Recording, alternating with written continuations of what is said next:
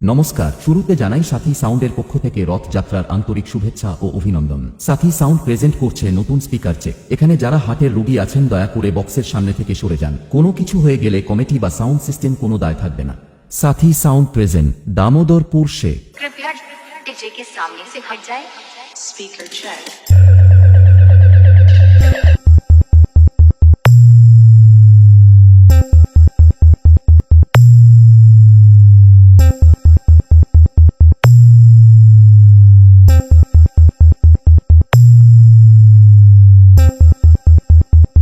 ए बेटा, हम अपने देश से इतनी बरसात कई देव कि उही में भीज के तय ठिठुर जाबे।